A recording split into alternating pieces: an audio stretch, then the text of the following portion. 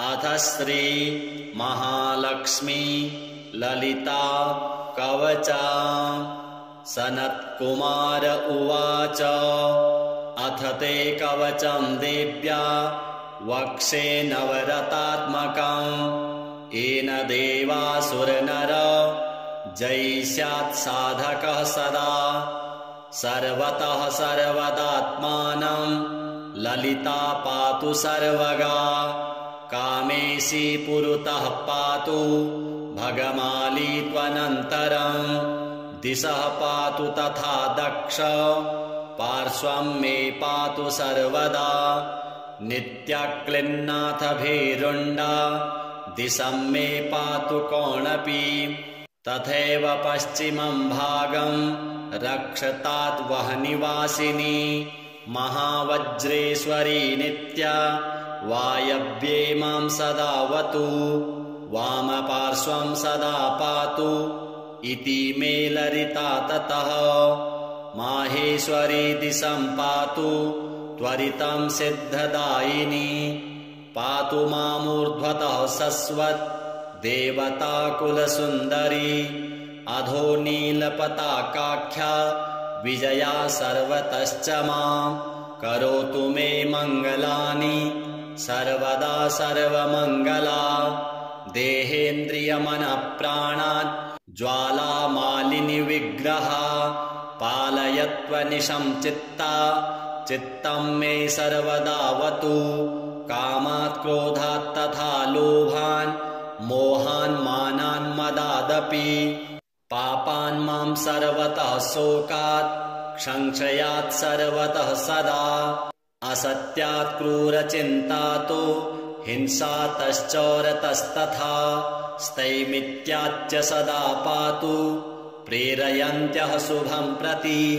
नित्याः षोडश मां पातु गजारूढाः स्वशक्तिभिः। तथा हयसमारूढा पातु मां सर्वतः सदा। सिंहारूढास्तथा पातु पातु ऋक्षगता अपि। रथारूढाश्च मां पातु सर्वतः सर्वदारणे। तारक्ष्यारूढाश्च मां पातु तथा व्योमगताश्च ताः। भूतगाः सर्वगः पातु पातु देव्यश्च सर्वदा। भूतप्रेतपिशाचाश्च परकृत्यादिकान् गदान्। द्रावयन्तु स्वशक्तीनां भूषणैरायुधैर्मम। गजास्वदीपि पञ्चास्य तारक्ष्यारूढाखिलायुधाः। असङ्ख्याः शक्तयो देव्यः पातु मां सर्वतः सदा। सायं प्रातर्जपन्नित्या कवचं सर्वरक्षकम्। कदाचिन्नाशुभं पश्येत् सर्वदानवमास्थितः। इत्येतत् कवचं प्रोक्तं ललितायाः शुभावहम्। यस्य सन्धारणान्मर्त्यो निर्भयो विजयी सुखी। श्रीमहालक्ष्म्यार्पणमस्तु। अथ ते कवचं देव्या वक्षे नवरतात्मकम् येन देवासुरनर जयिष्यात् साधकः सदा। सर्वतः सर्वदात्मानं ललिता पातु सर्वगा। कामेशी पुरतः पातु भगमाली त्वनन्तरम्। दिशः पातु तथा दक्ष पार्श्वं मे पातु सर्वदा। नित्यक्लिन्नाथ भीरुण्डा दिशं मे पातु कोणपि। तथैव पश्चिमं भागं रक्षतात् वह्निवासिनी। महावज्रेश्वरी नित्या वायव्ये मां सदावतु। वामपार्श्वं सदा पातु इति मे ललिता ततः। माहेश्वरी दिशं पातु त्वरितं सिद्धदायिनी। पातु मामूर्ध्वतः शश्वत् देवताकुलसुन्दरी। अधो नीलपताकाख्या विजया सर्वतश्च मां। करोतु मे मङ्गलानि सर्वदा सर्वमङ्गला। देहेन्द्रियमनःप्राणान् ज्वालामालिनिविग्रह पालयत्वनिशं चित्ता चित्तं मे सर्वदावतु कामात् क्रोधात् तथा लोभान् मोहान् मानान् मदादपि पापान् मां सर्वतः शोकात् संशयात् सर्वतः सदा असत्यात् क्रूरचिन्तातो हिंसातश्चौरतस्तथा स्थैमित्याच्च सदा पातु प्रेरयन्त्यः शुभं प्रति नित्याः षोडश मां पातु गजारूढाः स्वशक्तिभिः तथा हयसमारूढा पातु मां सर्वतः सदा सिंहारूढास्तथा पातु पातु रिक्षगता अपि रथारूढाश्च मां पातु सर्वतः सर्वदारणे तारक्ष्यारूढाश्च मां पातु तथा व्योमगताश्च ताः भूतगाः सर्वगः पातु पातु देव्यश्च सर्वदा भूतप्रेतपिशाचाश्च परकृत्यादिकान् गदान् द्रावयन्तु स्वशक्तीनां भूषणैरायुधैर्मम गजास्वदीपि पञ्चास्य तारक्ष्यारूढाखिलायुधाः असङ्ख्याः शक्तयो देव्यः पातु मां सर्वतः सदा सायं प्रातर्जपन्नित्या कवचं सर्वरक्षकं कदाचिन्नाशुभं पश्येत् सर्वदानवमास्थितः इत्येतत् कवचं प्रोक्तं ललितायाः शुभावहं यस्य सन्धारणान्मर्त्यो निर्भयो विजयी सुखी श्रीमहालक्ष्म्यार्पणमस्तु। अथ ते कवचं देव्या वक्षे नवरतात्मकम् येन देवासुरनर जयिष्यात् साधकः सदा सर्वतः सर्वदात्मानं ललिता पातु सर्वगा कामेशी पुरतः पातु भगमाली त्वनन्तरं दिशः पातु तथा दक्ष पार्श्वं मे पातु सर्वदा नित्यक्लिन्नाथ भीरुण्डा दिशं मे पातु कोणपि तथैव पश्चिमं भागं रक्षतात् वह्निवासिनी महावज्रेश्वरी नित्या वायव्ये मां सदावतु वामपार्श्वं सदा पातु इति मे ललिता ततः माहेश्वरी दिशं पातु त्वरितं सिद्धदायिनी पातु मामूर्ध्वतः शश्वत् देवताकुलसुन्दरी अधो नीलपताकाख्या विजया सर्वतश्च मां करोतु मे मङ्गलानि सर्वदा सर्वमङ्गला देहेन्द्रियमनःप्राणान् ज्वालामालिनिविग्रह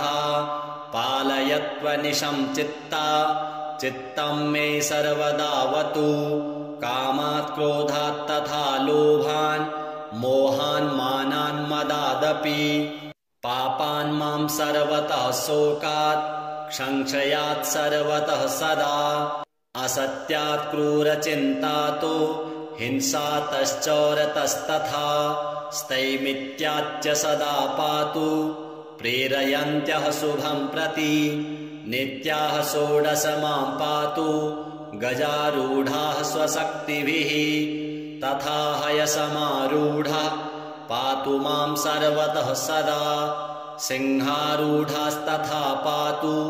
पातु रिक्षगता अपि रथारूढाश्च मां पातु सर्वतः सर्वदारणे तारक्ष्यारूढाश्च मां पातु तथा व्योमगताश्च ताः भूतगाः सर्वगः पातु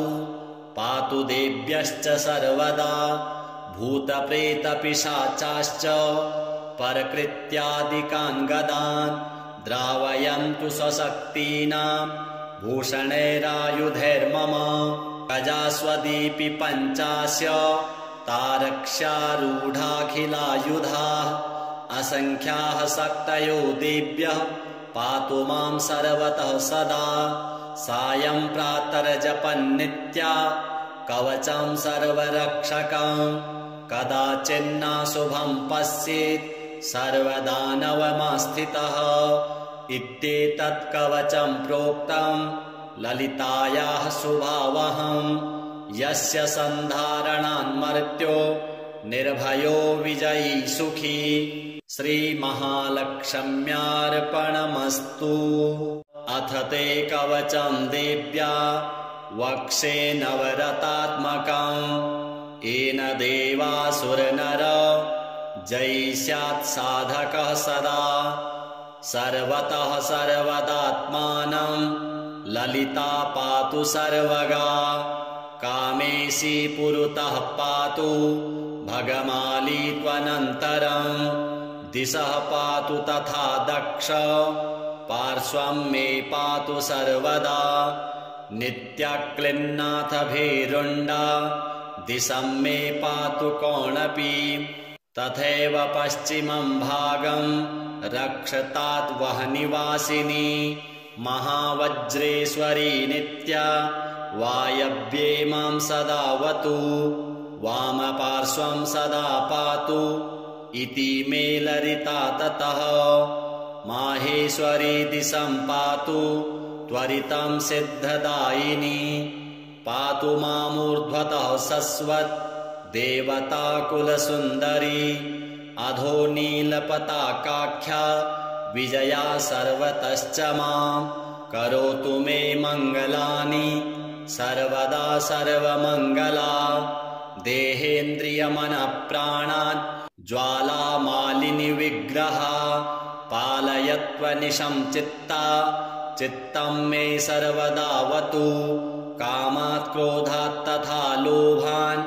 मोहान् मानान् मदादपि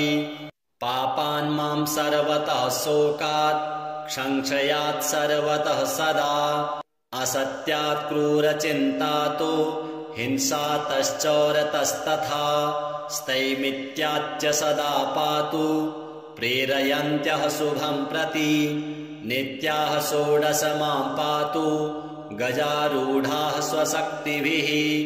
तथा हयसमारूढा पातु मां सर्वतः सदा सिंहारूढास्तथा पातु पातु ऋक्षगता अपि रथारूढाश्च मां पातु सर्वतः सर्वदारणे तारक्ष्यारूढाश्च मां पातु तथा व्योमगताश्च ताः भूतगाः सर्वगः पातु पातु देव्यश्च सर्वदा भूतप्रेतपिशाचाश्च परकृत्यादिकान् गदान् द्रावयन्तु स्वशक्तीनां भूषणैरायुधैर्मम गजास्वदीपि पञ्चास्य तारक्ष्यारूढाखिलायुधाः असङ्ख्याः शक्तयो देव्यः पातु मां सर्वतः सदा सायं प्रातर्जपन्नित्या कवचं सर्वरक्षकं कदाचिन्नाशुभं पश्येत् सर्वदानवमास्थितः इत्येतत् कवचं प्रोक्तं ललितायाः शुभावहं यस्य सन्धारणान्मर्त्यो निर्भयो विजयी सुखी श्रीमहालक्ष्म्यार्पणमस्तु। अथ ते कवचं देव्या वक्षे नवरतात्मकं येन देवासुरनर जयिष्यात् साधकः सदा सर्वतः सर्वदात्मानं ललिता पातु सर्वगा कामेशी पुरतः पातु भगमाली त्वनन्तरं दिशः पातु तथा दक्ष पार्श्वं मे पातु सर्वदा नित्यक्लिन्नाथ भीरुण्डा दिशं मे पातु कोणपि तथैव पश्चिमं भागं रक्षतात् वह्निवासिनी महावज्रेश्वरी नित्या वायव्ये मां सदावतु वामपार्श्वं सदा पातु इति मे ललिता ततः माहेश्वरीति सम्पातु त्वरितं सिद्धदायिनी पातु मामूर्ध्वतः सस्वत् देवताकुलसुन्दरी अधो नीलपताकाख्या विजया सर्वतश्च मां करोतु मे मङ्गलानि सर्वदा सर्वमङ्गला देहेन्द्रियमनप्राणान् ज्वालामालिनि विग्रहा पालयत्वनिशं चित्ता चित्तं मे सर्वदावतु कामात् क्रोधात् तथा लोभान् मोहान् मानान् मदादपि पापान् मां सर्वतः शोकात् संशयात् सर्वतः सदा असत्यात् क्रूरचिन्तातो हिंसातश्चौरतस्तथा स्थैमित्याच्च सदा पातु प्रेरयन्त्यः शुभं प्रति नित्याः षोडश मां पातु गजारूढाः स्वशक्तिभिः तथा हयसमारूढा पातु मां सर्वतः सदा सिंहारूढास्तथा पातु पातु रिक्षगता अपि रथारूढाश्च मां पातु सर्वतः सर्वदारणे तारक्ष्यारूढाश्च मां पातु तथा व्योमगताश्च ताः भूतगाः सर्वगः पातु पातु देव्यश्च सर्वदा भूतप्रेतपिशाचाश्च परकृत्यादिकान् गदान् द्रावयन्तु स्वशक्तीनां भूषणैरायुधैर्मम गजास्वदीपि पञ्चास्य तारक्ष्यारूढाखिलायुधाः असङ्ख्याः शक्तयो देव्यः पातु मां सर्वतः सदा सायं प्रातर्जपन्नित्या कवचं सर्वरक्षकं कदाचिन्नाशुभं पश्येत् सर्वदानवमास्थितः इत्येतत् कवचं प्रोक्तं ललितायाः शुभावहं यस्य सन्धारणान्मर्त्यो निर्भयो विजयी सुखी श्रीमहालक्ष्म्यार्पणमस्तु। अथ ते कवचं देव्या वक्षे नवरतात्मकम् येन देवासुरनर जयिष्यात् साधकः सदा सर्वतः सर्वदात्मानं ललिता पातु सर्वगा कामेशी पुरतः पातु भगमाली त्वनन्तरं दिशः पातु तथा दक्ष पार्श्वं मे पातु सर्वदा नित्यक्लिन्नाथ भीरुण्डा दिशं मे पातु कोणपि तथैव पश्चिमं भागं रक्षतात् वह्निवासिनी महावज्रेश्वरी नित्या वायव्ये मां सदावतु वामपार्श्वं सदा पातु इति मे ललिता ततः माहेश्वरीति सम्पातु त्वरितं सिद्धदायिनी पातु मामूर्ध्वतः सस्वत् देवताकुलसुन्दरी अधो नीलपताकाख्या विजया सर्वतश्च मां करोतु मे मङ्गलानि सर्वदा सर्वमङ्गला देहेन्द्रियमनप्राणान् ज्वालामालिनि विग्रहा पालयत्वनिशं चित्ता चित्तं मे सर्वदावतु कामात् क्रोधात् तथा लोभान् मोहान् मानान् मदादपि पापान् मां सर्वतः शोकात् संशयात् सर्वतः सदा असत्यात् क्रूरचिन्तातो हिंसातश्चौरतस्तथा स्थैमित्याच्च सदा पातु प्रेरयन्त्यः शुभं प्रति नित्याः षोडश मां पातु गजारूढाः स्वशक्तिभिः तथा हयसमारूढा पातु मां सर्वतः सदा सिंहारूढास्तथा पातु पातु रिक्षगता अपि रथारूढाश्च मां पातु सर्वतः सर्वदारणे तारक्ष्यारूढाश्च मां पातु तथा व्योमगताश्च ताः भूतगाः सर्वगः पातु पातु देव्यश्च सर्वदा भूतप्रेतपिशाचाश्च परकृत्यादिकान् गदान् द्रावयन्तु स्वशक्तीनां भूषणैरायुधैर्मम गजास्वदीपि पञ्चास्य तारक्ष्यारूढाखिलायुधाः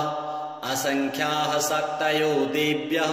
पातु मां सर्वतः सदा सायं प्रातर्जपन्नित्या कवचं सर्वरक्षकं कदाचिन्नाशुभं पश्येत् सर्वदानवमास्थितः इत्येतत् कवचं प्रोक्तं ललितायाः शुभावहं यस्य सन्धारणान्मर्त्यो निर्भयो विजयी सुखी श्रीमहालक्ष्म्यार्पणमस्तु। अथ ते कवचं देव्या वक्षे नवरतात्मकं येन देवासुरनर जयिष्यात् साधकः सदा सर्वतः सर्वदात्मानं ललिता पातु सर्वगा कामेशी पुरतः पातु भगमाली त्वनन्तरं दिशः पातु तथा दक्ष पार्श्वं मे पातु सर्वदा नित्यक्लिन्नाथ भीरुण्डा दिशं मे पातु कोणपि तथैव पश्चिमं भागं रक्षतात् वहनिवासिनी महावज्रेश्वरी नित्या वायव्ये मां सदावतु वामपार्श्वं सदा पातु इति मे ललिता ततः माहेश्वरी दिशं पातु त्वरितं सिद्धदायिनी पातु मामूर्ध्वतः सस्वत् देवताकुलसुन्दरी अधो नीलपताकाख्या विजया सर्वतश्च मां करोतु मे मङ्गलानि सर्वदा सर्वमङ्गला देहेन्द्रियमनप्राणान् ज्वालामालिनि विग्रहा पालयत्वनिशं चित्ता चित्तं मे सर्वदावतु कामात् क्रोधात् तथा लोभान् मोहान् मानान् मदादपि पापान् मां सर्वतः शोकात् संशयात् सर्वतः सदा असत्यात् क्रूरचिन्तातो हिंसातश्चौरतस्तथा स्थैमित्याच्च सदा पातु प्रेरयन्त्यः शुभं प्रति नित्याः षोडश मां पातु गजारूढाः स्वशक्तिभिः तथा हयसमारूढा पातु मां सर्वतः सदा सिंहारूढास्तथा पातु पातु रिक्षगता अपि रथारूढाश्च मां पातु सर्वतः सर्वदारणे तारक्ष्यारूढाश्च मां पातु तथा व्योमगताश्च ताः भूतगाः सर्वगः पातु पातु देव्यश्च सर्वदा भूतप्रेतपिशाचाश्च परकृत्यादिकान् गदान् द्रावयन्तु स्वशक्तीनां भूषणैरायुधैर्मम गजास्वदीपि पञ्चास्य तारक्ष्यारूढाखिलायुधाः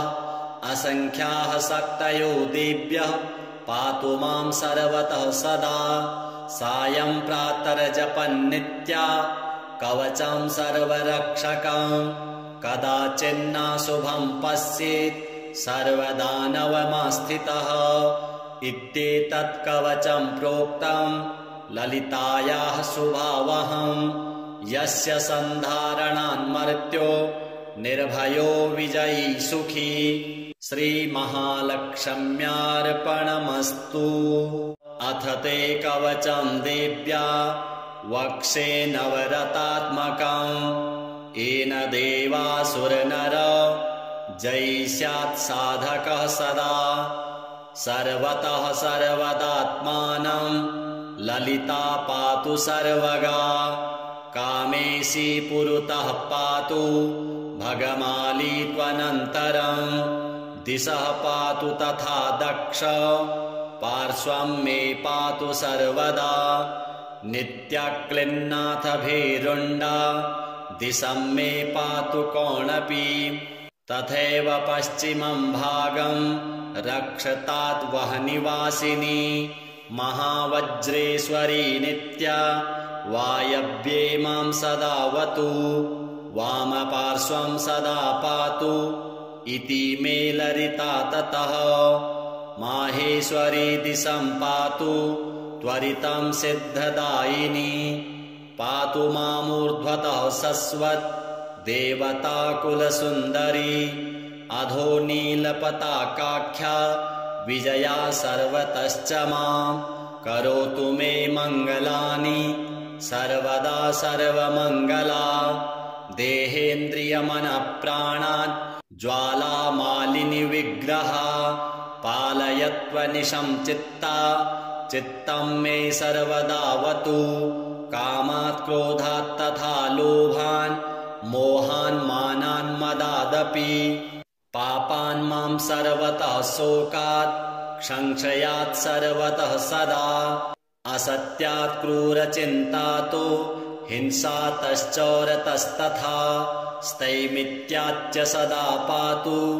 प्रेरयन्त्यः शुभं प्रति नित्याः षोडश मां पातु गजारूढाः स्वशक्तिभिः तथा हयसमारूढा पातु मां सर्वतः सदा सिंहारूढास्तथा पातु पातु ऋक्षगता अपि रथारूढाश्च मां पातु सर्वतः सर्वदारणे तारक्ष्यारूढाश्च मां पातु तथा व्योमगताश्च ताः भूतगाः सर्वगः पातु पातु देव्यश्च सर्वदा भूतप्रेतपिशाचाश्च परकृत्यादिकान् गदान् द्रावयन्तु स्वशक्तीनां भूषणैरायुधैर्मम गजास्वदीपि पञ्चास्य तारक्ष्यारूढाखिलायुधाः असङ्ख्याः शक्तयो देव्यः पातु मां सर्वतः सदा सायं प्रातर्जपन्नित्या कवचं सर्वरक्षकं कदाचिन्नाशुभं पश्येत् सर्वदानवमास्थितः इत्येतत् कवचं प्रोक्तं ललितायाः शुभावहं यस्य सन्धारणान्मर्त्यो निर्भयो विजयी सुखी श्रीमहालक्ष्म्यार्पणमस्तु। अथ ते कवचं देव्या वक्षे नवरतात्मकं येन देवासुरनर जयी स्यात् साधकः सदा सर्वतः सर्वदात्मानं ललिता पातु सर्वगा कामेशी पुरतः पातु भगमाली त्वनन्तरं दिशः पातु तथा दक्ष पार्श्वं मे पातु सर्वदा नित्याक्लिन्नाथ भीरुण्डा दिशं मे पातु कोणपि तथैव पश्चिमं भागं रक्षताद्वहनिवासिनी महावज्रेश्वरी नित्या वायव्ये मां सदावतु वामपार्श्वं सदा पातु इति मे ललिता ततः माहेश्वरी दिशं पातु त्वरितं सिद्धदायिनी पातु मामूर्ध्वतः सस्वत् देवताकुलसुन्दरी अधो नीलपताकाख्या विजया सर्वतश्च मां करोतु मे मङ्गलानि सर्वदा सर्वमङ्गला देहेन्द्रियमनप्राणान् ज्वालामालिनि विग्रहा पालयत्वनिशं चित्ता चित्तं मे सर्वदावतु कामात् क्रोधात् तथा लोभान् मोहान् मानान् मदादपि पापान् मां सर्वतः शोकात् संशयात् सर्वतः सदा असत्यात् क्रूरचिन्तातो हिंसातश्चौरतस्तथा स्थैमित्याच्च सदा पातु प्रेरयन्त्यः शुभं प्रति नित्याः षोडश मां पातु गजारूढाः स्वशक्तिभिः तथा हयसमारूढः पातु मां सर्वतः सदा सिंहारूढास्तथा पातु रिक्षगता अपि रथारूढाश्च मां पातु सर्वतः सर्वदारणे तारक्ष्यारूढाश्च मां पातु तथा व्योमगताश्च ताः भूतगाः सर्वगः पातु देव्यश्च सर्वदा भूतप्रेतपिशाचाश्च परकृत्यादिकान् गदान् द्रावयन्तु स्वशक्तीनां भूषणैरायुधैर्मम गजास्वदीपि पञ्चास्य तारक्ष्यारूढाखिलायुधाः असङ्ख्याः शक्तयो देव्यः पातु मां सर्वतः सदा सायं प्रातर्जपन्नित्या कवचं सर्वरक्षकं कदाचिन्नाशुभं पश्येत् सर्वदानवमास्थितः इत्येतत् कवचं प्रोक्तं ललितायाः शुभावहं यस्य सन्धारणान्मर्त्यो निर्भयो विजयी सुखी श्रीमहालक्ष्म्यार्पणमस्तु। अथ ते कवचं देव्या वक्षे नवरतात्मकम् येन देवासुरनर जयिष्यात् साधकः सदा सर्वतः सर्वदात्मानं ललिता पातु सर्वगा कामेशी पुरतः पातु भगमाली त्वनन्तरं दिशः पातु तथा दक्ष पार्श्वं मे पातु सर्वदा नित्यक्लिन्नाथ भीरुण्डा दिशं मे पातु कोणपि तथैव पश्चिमं भागं रक्षतात् वहनिवासिनी महावज्रेश्वरी नित्या वायव्ये मां सदावतु वामपार्श्वं सदा पातु इति मे ललिता ततः माहेश्वरी दिशं पातु त्वरितं सिद्धदायिनी पातु मामूर्ध्वतः सस्वत् देवताकुलसुन्दरी अधो नीलपताकाख्या विजया सर्वतश्च मां करोतु मे मङ्गलानि सर्वदा सर्वमङ्गला देहेन्द्रियमनप्राणान् ज्वालामालिनि विग्रहा पालयत्वनिशं चित्तं मे सर्वदावतु कामात् क्रोधात् तथा लोभान् मोहान् मानान् मदादपि पापान् मां सर्वतः शोकात् संशयात् सर्वतः सदा असत्यात् क्रूरचिन्तातो हिंसातश्चौरतस्तथा स्थैमित्याच्च सदा पातु प्रेरयन्त्यः शुभं प्रति नित्याः षोडश मां पातु गजारूढाः स्वशक्तिभिः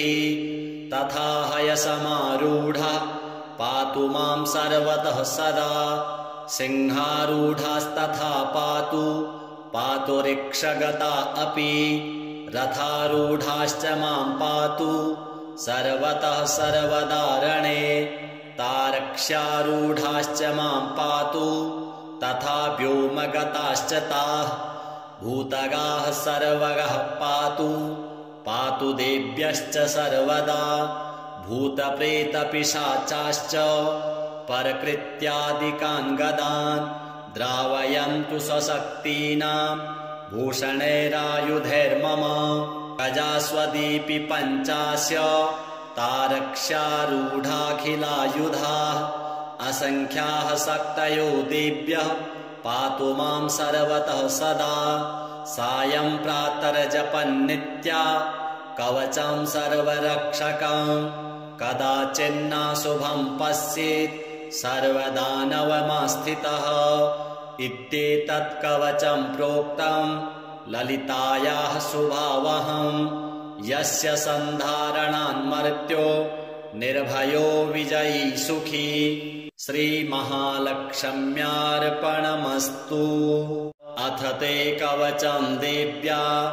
वक्षे नवरतात्मकं येन देवासुरनर जयी स्यात् साधकः सदा सर्वतः सर्वदात्मानं ललिता पातु सर्वगा कामेशी पुरतः पातु भगमाली त्वनन्तरं दिशः पातु तथा दक्ष पार्श्वं मे पातु सर्वदा नित्यक्लिन्नाथ भीरुण्डा दिशं मे पातु कोणपि तथैव पश्चिमं भागं रक्षतात् वहनिवासिनी महावज्रेश्वरी नित्या वायव्ये मां सदावतु वामपार्श्वं सदा पातु इति मे ललिता ततः माहेश्वरी दिशं पातु त्वरितं सिद्धदायिनी पातु मामूर्ध्वतः सस्वत् देवताकुलसुन्दरी अधो नीलपताकाख्या विजया सर्वतश्च मां करोतु मे मङ्गलानि सर्वदा सर्वमङ्गला देहेन्द्रियमनःप्राणान् ज्वालामालिनि विग्रहा पालयत्वनिशं चित्ता चित्तं मे सर्वदावतु कामात् क्रोधात् तथा लोभान् मोहान् मानान् मदादपि पापान् मां सर्वतः शोकात् संशयात् सर्वतः सदा असत्यात् क्रूरचिन्तातो हिंसातश्चौरतस्तथा स्थैमित्याच्च सदा पातु प्रेरयन्त्यः शुभं प्रति नित्याः षोडश मां पातु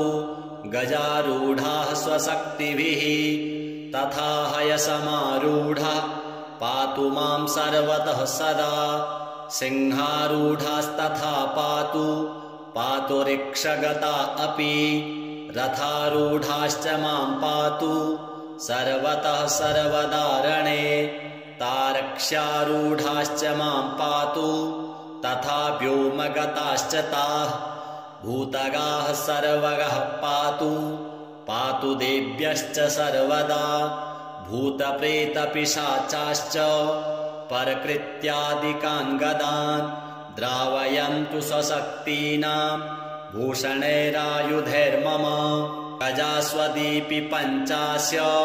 तारक्ष्यारूढाखिलायुधाः असङ्ख्याः शक्तयो देव्यः पातु मां सर्वतः सदा सायं प्रातर्जपन्नित्या कवचं सर्वरक्षकं कदाचिन्नाशुभं पश्येत् सर्वदानवमास्थितः इत्येतत् कवचं प्रोक्तं ललितायाः शुभावहं यस्य सन्धारणान्मर्त्यो निर्भयो विजयी सुखी श्रीमहालक्ष्म्यार्पणमस्तु।